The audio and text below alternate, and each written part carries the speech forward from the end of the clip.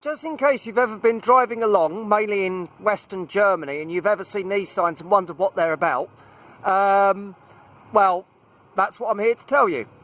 This is what's known as an MLC11 or a military load class sign, and as can be seen, it defines two given weight limits for vehicles crossing a structure, which is a weight class 30 on the left hand side where traffic is operating in both directions, or weight class 50 on the right hand side where traffic is operating in one direction only.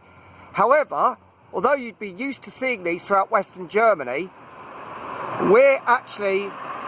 this one is unique. I don't know if you noticed he was driving on the left hand side of the road.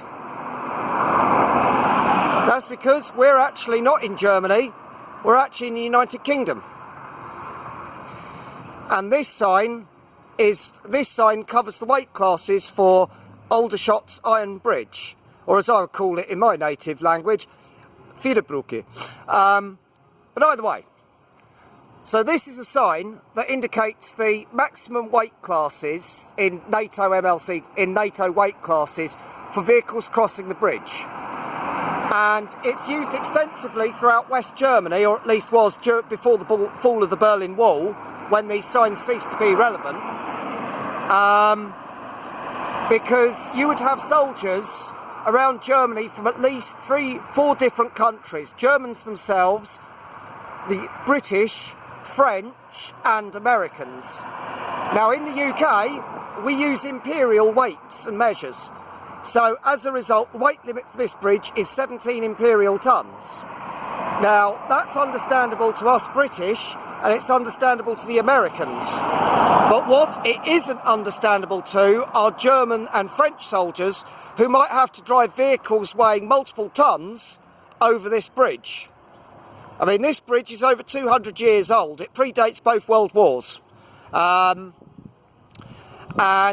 the problem for any German or French military personnel who are driving a heavy vehicle over this is, how do I know whether my vehicle is light enough to cross this? And that's why we have this sign here. And these signs, this bridge is probably the only MLC signed bridge outside of Germany. So it's a piece of military history, a piece of NATO military history, and a piece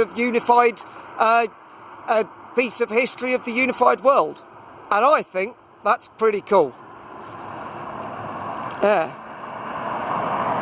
It's a beautiful place, and as I said, these are almost certainly the only MLC load class signs you find outside of Germany.